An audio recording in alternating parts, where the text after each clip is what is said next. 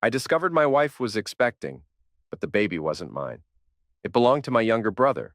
The real punch in the gut? My own mother knew all along and tried to sweep it under the rug. She apparently thought I was better equipped to handle the fallout because I had the stable income, the house, the future. Once I confirmed the betrayal, I wasted no time filing for divorce and gave the full story to my father. He took charge after that. I'm 31, working as a project manager for my father's construction company based in Phoenix.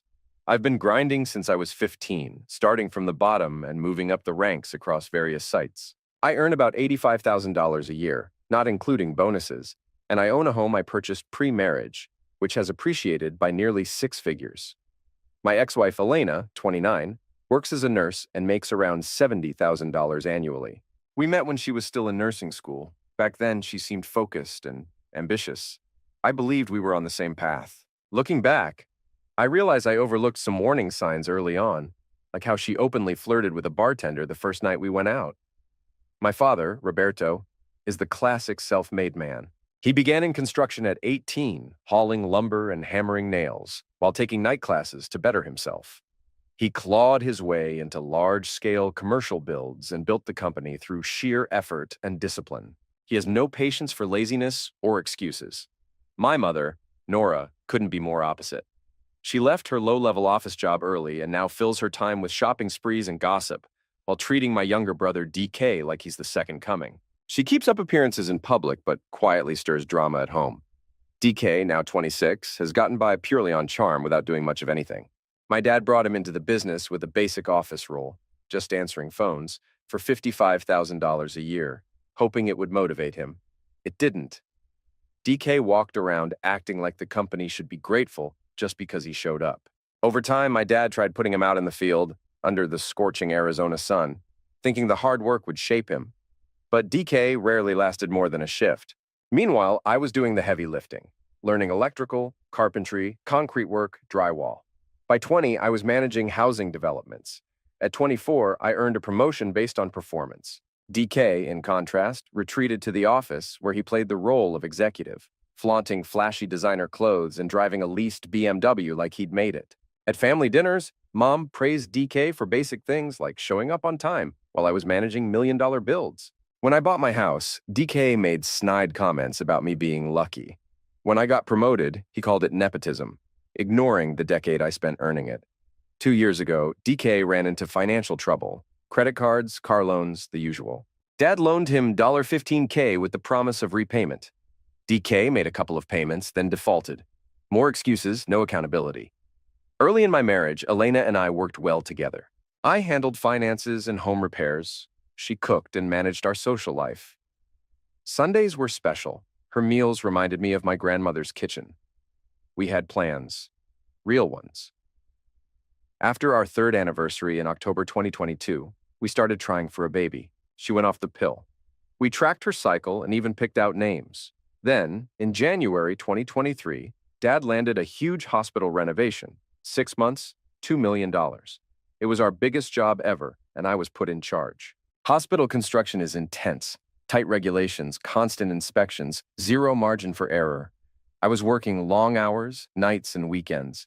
At first, Elena supported me. She'd bring dinner to the site and talk about our future. We planned to use the project bonus to pay off the mortgage and start investing. But then something changed. She started spending more time with a coworker, Sophia, a fun, outgoing travel nurse. Suddenly, Elena was out 3 or 4 nights a week, and our routine fell apart. I was too buried in work to realize what was really going on. By February, Elena's schedule got suspicious.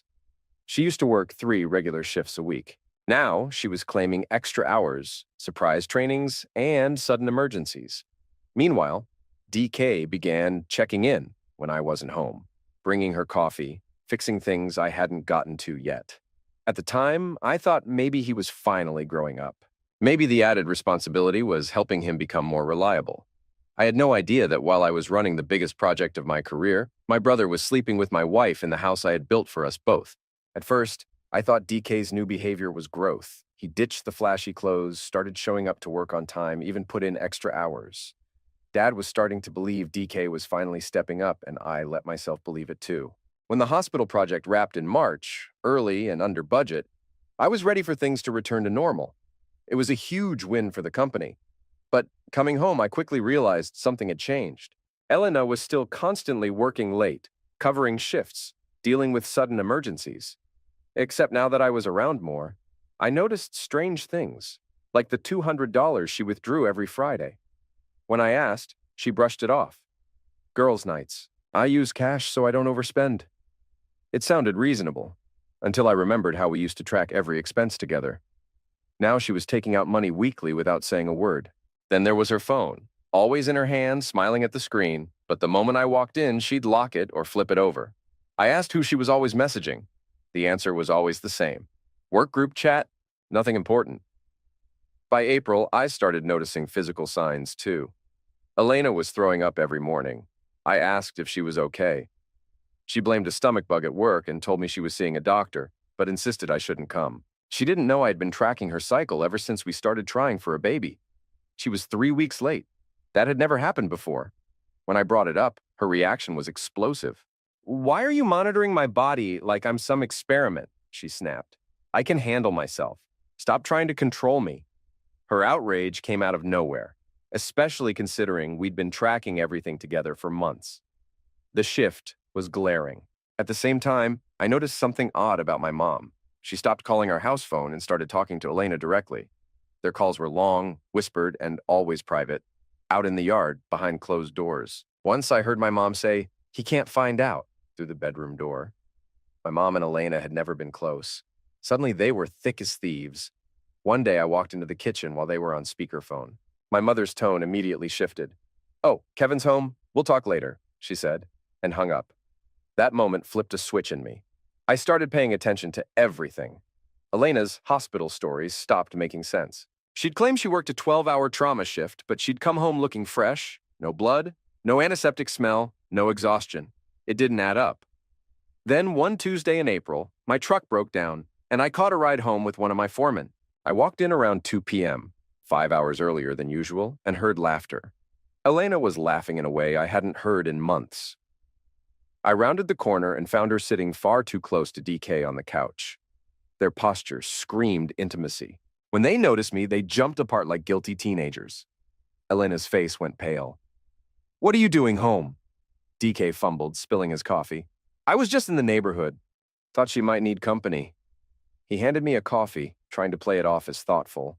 I didn't say a word. But inside, I was burning. That night, I couldn't sleep. My gut told me the truth was right in front of me. Her erratic hours.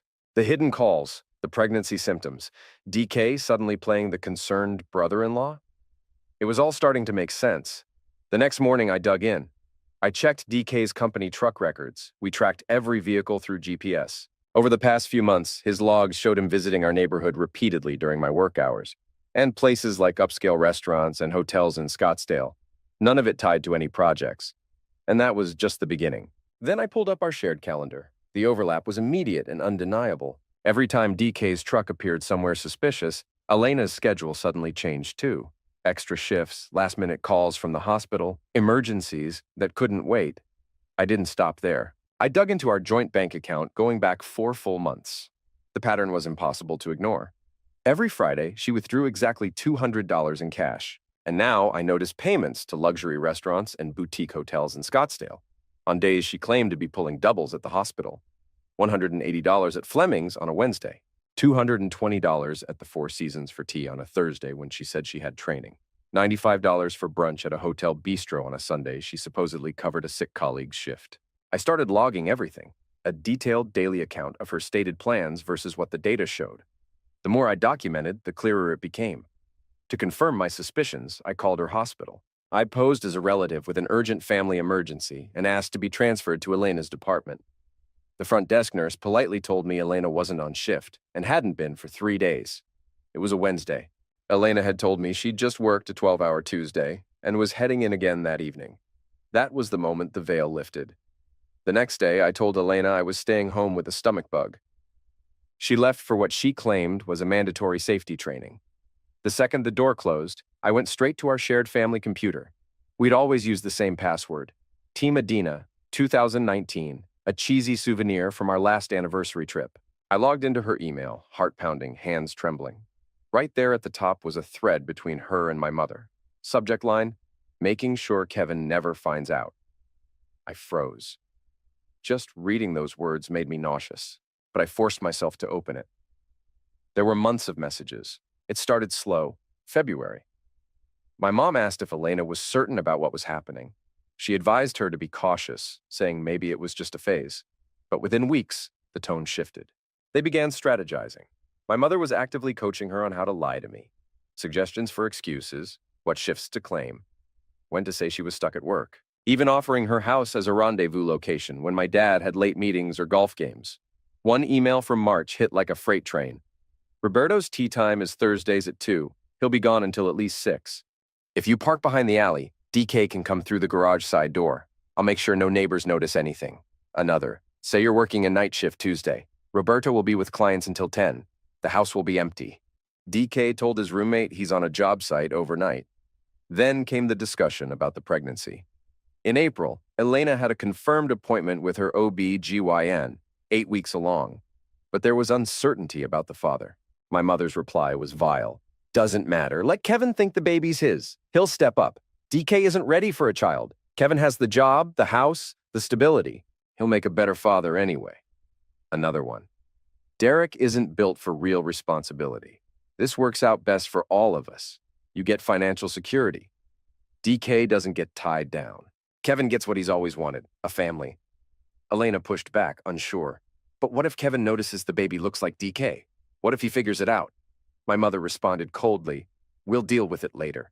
Just keep him convinced everything's normal. Sleep with him often enough to keep the timeline plausible. I sat there for hours, reading every word. My pulse wouldn't slow down. The betrayal was so deep it didn't even feel real. My wife, my brother, and my own mother, conspiring behind my back, building a reality for me to live in, one carefully engineered lie at a time. I copied every incriminating message, screenshot, and receipt. Transferred it all to a USB and printed the worst of it out. My hands trembled, but my thoughts were razor sharp. These people, my wife, my brother, and my own mother, had been quietly dismantling my life for months, believing I'd never see it coming. They thought they were clever. They weren't. I called my father right away. Dad, I need to meet at the office. Now. It's urgent and I can't explain over the phone. 20 minutes later, I was in his office, dropping the truth on his desk. Everything. Elena's affair, the pregnancy, DK's involvement, and the fact that Mom hadn't just known about it, she'd helped. Coordinate it. My father said nothing for a long time. He just sat there, absorbing the weight of it all. When he finally spoke, his voice was disturbingly even, cold, composed. This is war, he said. Meet me at Marcus's office in 2 hours. Don't say a word to anyone. We're locking this down legally before anything else. Marcus Chun had been our corporate attorney for years, a meticulous man with a reputation for being absolutely ruthless in court, especially during divorces. Dad had already called ahead. Marcus had cleared his calendar. Inside his office, we spread out all the evidence like we were preparing a courtroom assault. He reviewed every document with a cold efficiency. Email chains, GPS records, bank statements, suspicious restaurant charges, inconsistencies in Elena's hospital shifts. After 20 minutes, he looked up and gave a nod. The house is untouchable. You bought it pre-marriage. It's yours alone. And with what you've brought me, we can move fast and shield your assets before this explodes. His advice was direct. Move all joint funds immediately. Protect my retirement accounts. Record every interaction. No confrontations until the legal structure was secured. I left his office and drove straight to the bank. I transferred $95,000 from our joint savings into my personal account, leaving $5,000 behind so it wouldn't seem suspicious. I also made sure that the $140,000 I had invested prior to our marriage, stocks, 401k, all of it, was clearly documented as separate property. Elena had no claim to it. Meanwhile, my father was making his own moves. He called the office and stripped DK of all access. No more company truck, no more credit card, no building badge. He instructed Linda, our admin manager, to reassign DK and lock down everything. By Monday, DK's key card wouldn't open a single door, and his truck wouldn't even start. I shut down every joint credit card except for one with a $2,000 cap, just in case she tried to retaliate financially. I also revoked her access to my personal accounts. Every move was calm, strategic, and within the law. That same night, while Elena was in the shower, her phone lit up with a message from DK. Been waiting for a moment like this. Can't wait to see you tomorrow at Mom's. Dad's working late, so we'll have the place to ourselves again. Don't forget to bring what you picked up yesterday. It was confirmation. Not only was the affair still active, it was intensifying. I took a screenshot and forwarded it to Marcus. That text was the final nail. I called my father and told him it was time to set the trap. We were going to host a family dinner at my house Saturday night. He understood without needing the details. He contacted my mom and DK separately and told them I had a big announcement to make. Something worth celebrating, something important enough that everyone had to be there. A promotion, a pregnancy, maybe a new home. He let them imagine whatever they wanted. I casually told Elena about the dinner on Friday evening. The second I mentioned DK would be attending, she stiffened. Her smile faded. "What's this about?" she asked. "Why are you planning a family dinner out of nowhere?" "Thought it'd be nice, some good news to share," I said with a smile. She pushed again. "Do I need to cook something special? Is it serious?" "Nothing to worry about," I replied. "I got the food covered." She didn't like that answer. "You're scaring me, Kevin. Relax, you'll find out tomorrow." The next day, Saturday, April 29th, I prepped the house like I was setting a stage. At my place setting at the table, I placed a manila envelope containing the divorce papers. I prepared a second envelope for my father, this one holding printed emails, including the most damning messages between Elena and my mother. I also wrote out a certified check for $15,000 made out to my dad, the exact amount Mom had guilted him into lending DK during one of his financial emergencies. He deserved to be made whole before everything blew up. Elena was visibly unsettled all day. She kept circling the kitchen, asking me over and over what this announcement was. I just told her to wait. I made my signature tri-tip roast with chimichurri, our go-to meal for family dinners. I wanted everything to feel as normal as possible, right up until it didn't. Mom arrived first, gave me her trademark performative hug, and immediately asked where Elena was and what the big surprise might be. Dad walked in behind her, expression unreadable, and simply nodded at me. 20 minutes later, DK strolled in wearing a flashy shirt and his usual smug grin. He gave me a lazy pat on the shoulder as if we were best buddies. "So what's the news, man? Don't tell me Elena's finally knocked up? Took you long enough." He said it with a smirk, the kind of smile people wear when they think they've won. He thought he had beaten me, slept with my wife, snuck around behind my back, and gotten away with it. Elena barely touched her food. She picked at it, eyes darting between DK and me. Mom filled the silence with useless chatter about the weather and church gossip, but the room was electric with tension. After we cleared the plates, Dad raised his beer and smiled. "Well, son," he said, "you've got the floor. What's the news?" I stood up, reached for the envelope, and handed it to Elena. "I do have something to share," I said, keeping my voice steady. "These are divorce papers." The room froze. It was so quiet I could hear the fridge hum and a dog barking somewhere outside. Elena's face drained of color. "What is this?" My mother's hand flew to her chest like she'd been shot. "Kevin, what on earth? What are you doing?" I didn't even look at her. I turned to my dad and slid him the second envelope. "This one's for you. Emails between your wife and mine, months of messages planning an affair between Elena and DK. Mom's been helping cover it up the whole time." Dad opened the envelope.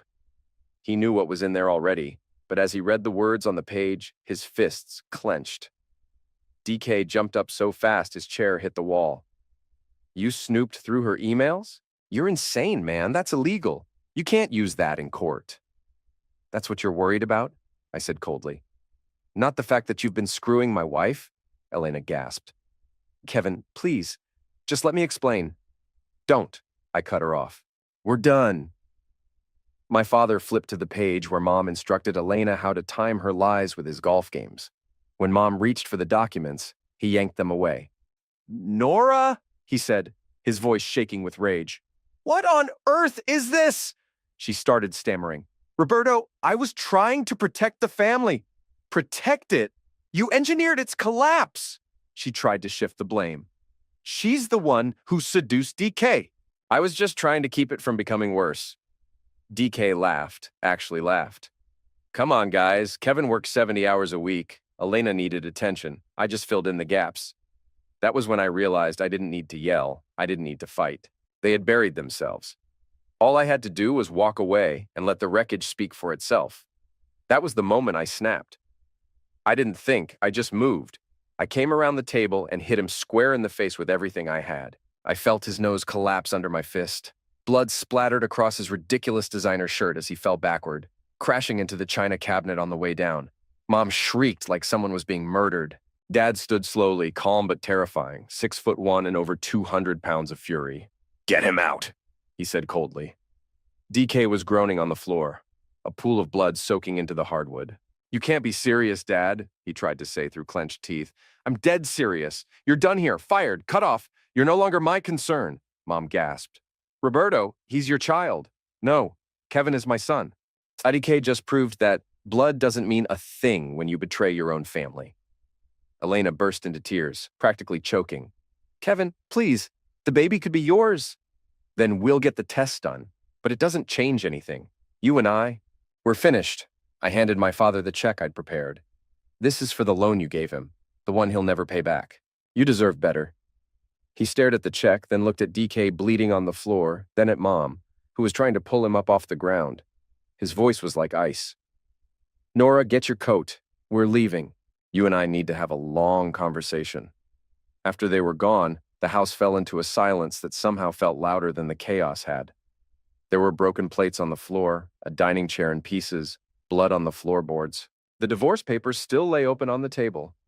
Elena sat there frozen, eyes red, makeup smudged. "What now?" she asked in a whisper. "Now?" I said without emotion. "Now you pack your things and get out. This house was mine before we ever met. You've got until tomorrow to find somewhere else." She didn't argue, just nodded and walked upstairs to pack. I stayed where I was, surrounded by the debris of what used to be my life. But for the first time in months, I felt clear, calm, free. The divorce was quick thanks to the evidence.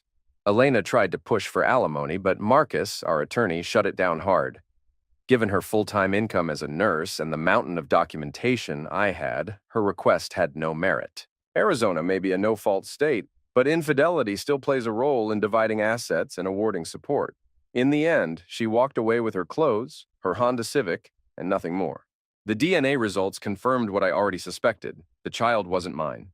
Elena moved in with Sophia, the travel nurse who had conveniently helped orchestrate this whole mess by covering for her so-called shifts. According to mutual acquaintances, Sophia got tired of her fast. Elena became unbearable, always crying, expecting constant sympathy, and relying on Sophia to pay for everything. Within 6 weeks, even Sophia had kicked her out. My dad followed through on every single word he said that night. DK was officially terminated from the company. He was banned from every job site and blacklisted across the Phoenix construction network. Dad made a few calls to industry contacts. Word spread fast. DK couldn't get a job anywhere in the only field he knew. The financial faucet was shut off too. No more BMW payments, no credit cards, no cash handouts. For the first time in his life, DK was on his own, and it hit him hard. 3 weeks later, he got arrested for driving on a suspended license with expired tags and no insurance. He'd been dodging car payments and couldn't afford coverage. He spent 2 nights in county jail, and Dad refused to help. "Let him sit," he told me. "Maybe jail will teach him something life never did." Elena tried to reinsert herself several times. Emails, texts, even showing up at my job one afternoon demanding we talk. Said we could work through this, that we could rebuild. I blocked her everywhere after she sent a message blaming me for the affair. Claimed I worked too much, didn't meet her emotional needs.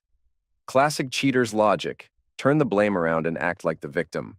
But what truly satisfied me was watching how my father handled Mom. He didn't just explode, he went tactical. Turns out, he'd had suspicions for a while, noticed odd spending patterns, strange behavior. After learning everything, he had Marcus conduct a full audit of their finances going back 2 years. The findings were brutal. Mom had been secretly supporting DK with roughly $3,000 a month. Hidden credit lines, cash advances, even a second mortgage she'd taken out behind Dad's back. She was draining their finances to prop up DK's lifestyle while playing the perfect housewife. 6 weeks after the dinner, Dad filed for divorce. He was 58, done being lied to and manipulated. Mom lost it, screamed, begged, pleaded, but he didn't budge. This time, the divorce wasn't quiet. It was war. Dad kept the business, the primary home, and most of the joint assets. Mom was left scrambling. She hadn't worked in over a decade. With no savings and no fallback, she ended up taking a retail job, Target of all places, making $12 an hour. The same woman who used to bark at store clerks now had to bag groceries for people half her age. DK moved in with her, into a crumbling two-bedroom unit across town. He tried multiple times to crawl back, begging Dad for forgiveness, saying he'd learned his lesson.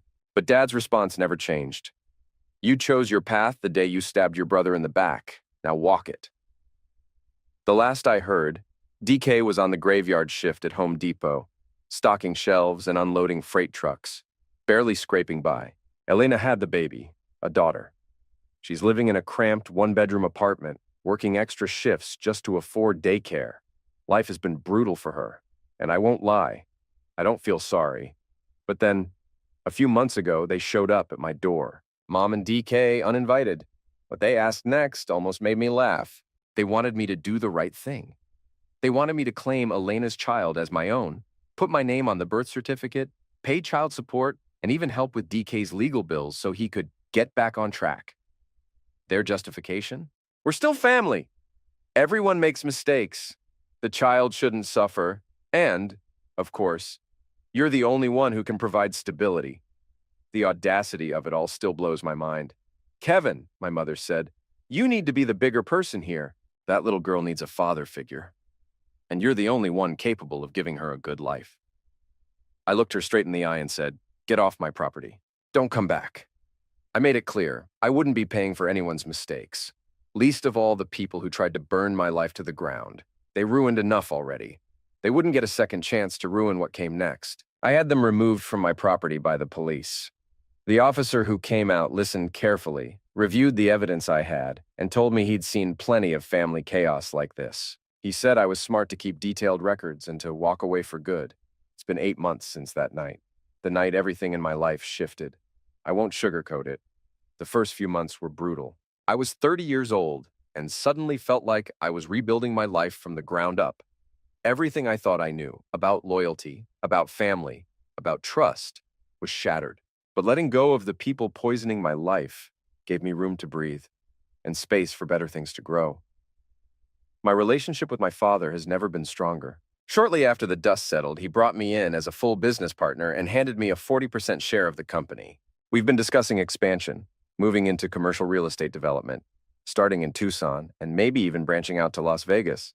The company is thriving now. With Derek out of the picture, we've stopped losing clients and started attracting bigger contracts. 6 months after the divorce was finalized, I started dating again. That's when I met Sarah at a development conference in Vegas. She's an architect who focuses on medical facilities and large commercial builds. She's driven, financially independent, and doesn't expect anyone to rescue or manage her. She's everything Elena wasn't: grounded, goal-oriented, self-sufficient. Being with her feels like breathing fresh air after years of suffocating. I still hear bits and pieces about DK and Elena through industry contacts. People in construction and healthcare who remember what happened. DK has burned through 4 different jobs in just 8 months. He still carries that entitled attitude, believing he's above actual work, and can't understand why no one wants to keep him around. As for Elena, she made a public plea for help on social media, asking for money to cover baby-related costs. It backfired. People who knew the truth about what happened dragged her in the comments, calling out her lies, her choices, and how she tried to play the victim after blowing up her own life. My mother has made a few weak attempts to contact Dad through mutual friends, claiming she wants to rebuild for the sake of the family and asking when he'll stop punishing her. Every time he shuts her down. His message hasn't changed. You made your decision when you helped destroy Kevin's marriage. Now you can live with what you chose, just like the rest of them. If there's anything I've taken away from this entire experience, it's a lesson I wish I'd learned earlier in life. But sometimes you don't really understand it until it costs you everything. When people show you who they really are, believe them. Don't wait for more evidence. Don't give them the benefit of the doubt over and over. The first time is enough. Family isn't just about sharing DNA. It's about having each other's backs. It's about loyalty when it counts, respect when it's hard, and doing what's right, even when no one's watching. DK and my mother failed that test spectacularly.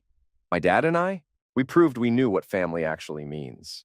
And honestly, the sweetest form of justice hasn't been confrontation or revenge. It's been watching their worlds fall apart while mine finally comes together. Watching Derek struggle to survive on minimum wage, seeing Elena drown in her own mess with no one left to manipulate. Knowing my mom now has to work retail and answer to the same kind of people she used to look down on. That's justice. And for me, that's more than enough.